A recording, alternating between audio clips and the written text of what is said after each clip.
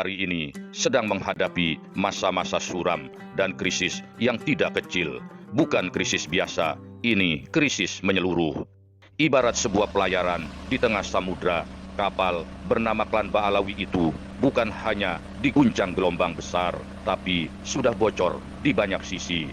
Dan kebocoran itu tidak mungkin ditambal dengan retorika. Lubangnya ada di mana-mana, di silsilah nasab, di sejarah, di akhlak, bahkan di ranah genealogis. Satu-satunya yang bisa menyelamatkan kapal ini hanyalah keajaiban. Rizik Syihab sebagai figur paling menonjol dari lingkar Habib Ba'alawi tampaknya sangat menyadari situasi genting ini. Dengan kepekaan politik yang ia miliki, Rizik tahu betul dukungan perlahan telah menghilang. Muhyiddin semakin menipis. Para kiai dan pimpinan pondok pesantren yang dulu berada di barisan Ba'alawi satu persatu mulai mengambil jarak. Sebagian bahkan terang-terangan mendukung tesis Kiai Haji Imaduddin Usman Al-Bantani yang secara tegas menolak keabsahan nasab Ba'alawi. Namun, dari semua perkembangan itu, ada satu hal yang paling membuat Rizik gelisah, yaitu menguatnya organisasi PWI-LS. Organisasi yang dulu dianggap remeh-temeh, bahkan dicap kampungan, justru kini tumbuh cepat dan masif di berbagai daerah. Dan tanpa tedeng aling-aling, PWI-LS tampil sebagai satu-satunya organisasi yang konsisten menyuarakan penolakan terhadap klaim nasab Habib Ba'alawi.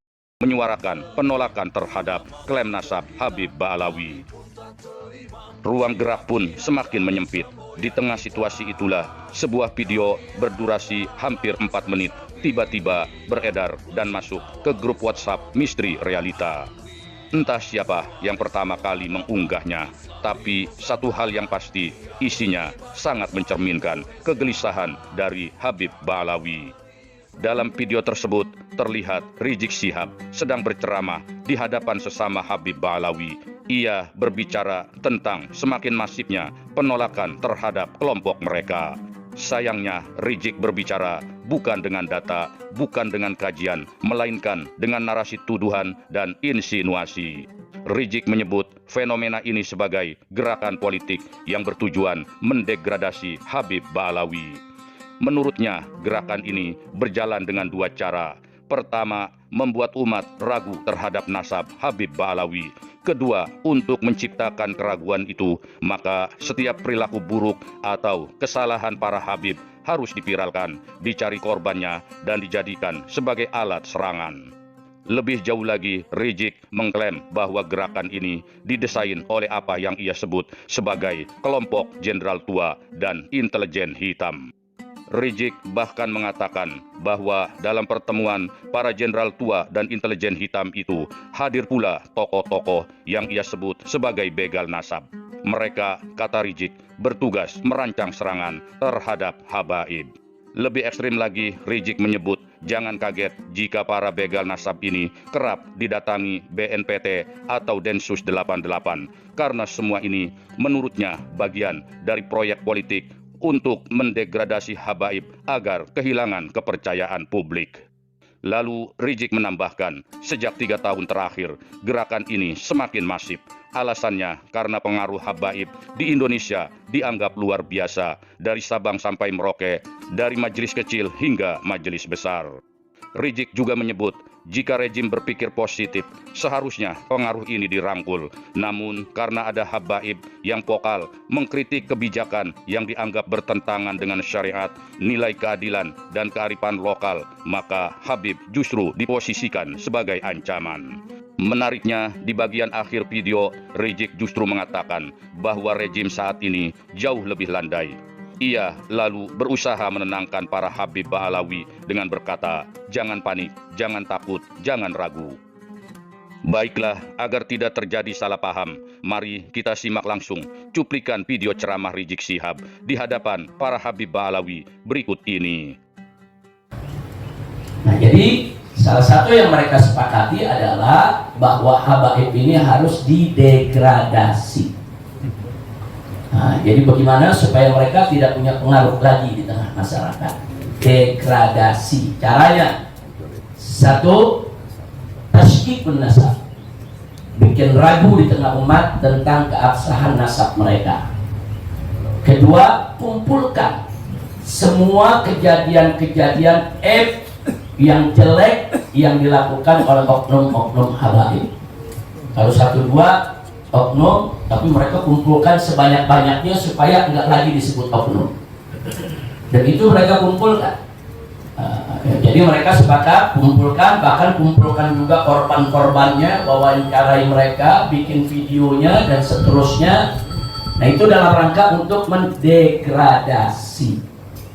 Nah, jadi yang menariknya, saudara, pada pertemuan para jenderal tua tersebut dan kelompok intelijen hitam tersebut, ada beberapa tokoh begal nasab yang ikut hadir.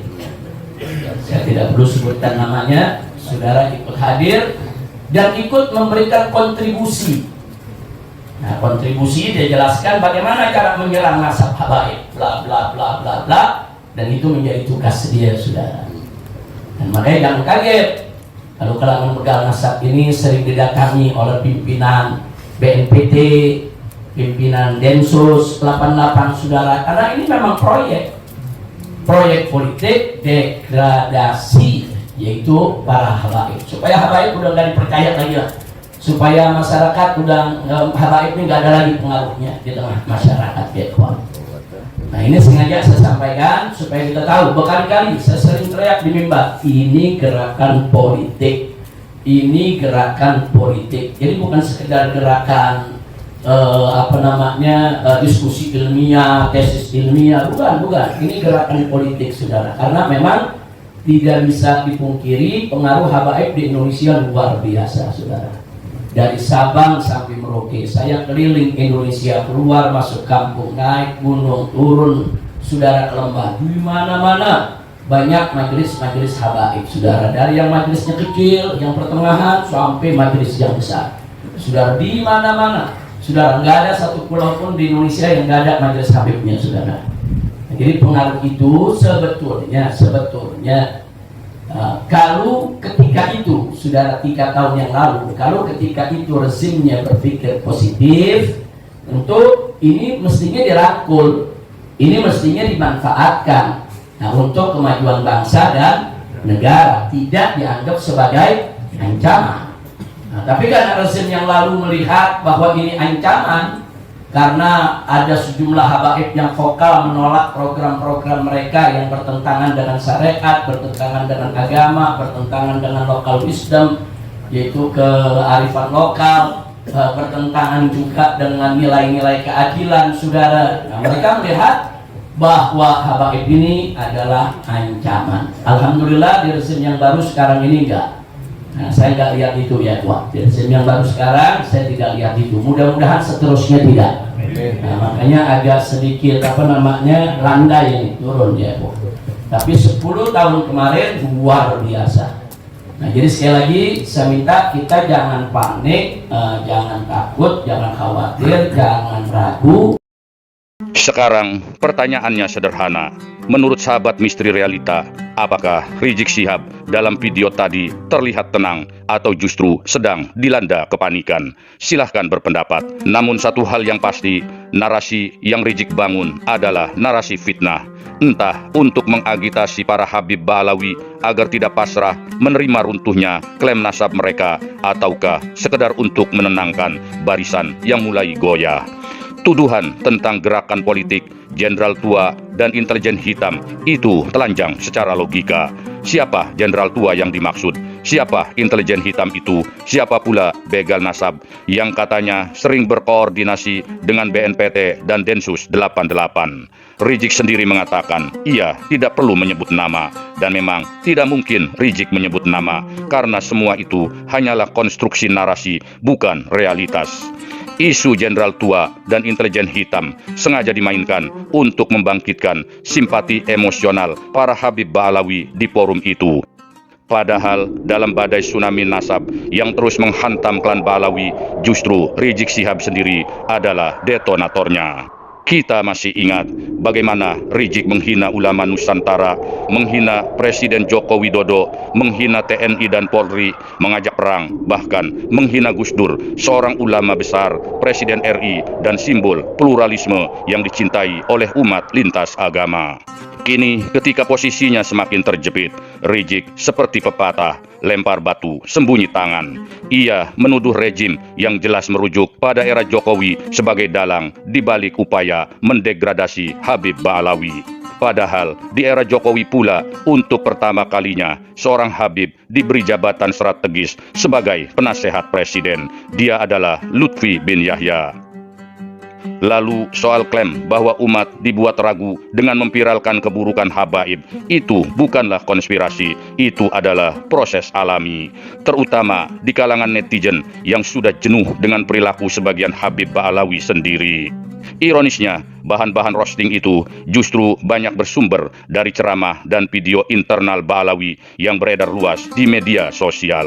Benar, viralnya tesis Kiai Haji Imaduddin memang menjadi pemantik, tapi tidak ada bayaran politik di sana, tidak ada budget negara atau organisasi pemerintah. Yang ada hanyalah respon organik publik dan kreator konten yang hidup dari iklan platform, bukan dari proyek intelijen. Sekarang kembali kepada sahabat misteri realita. Bagaimana pendapat kalian? Silahkan tulis di kolom komentar. Jangan lupa like, subscribe, dan bagikan video ini. Terima kasih sudah menonton. Sampai jumpa. Wassalamualaikum warahmatullahi wabarakatuh.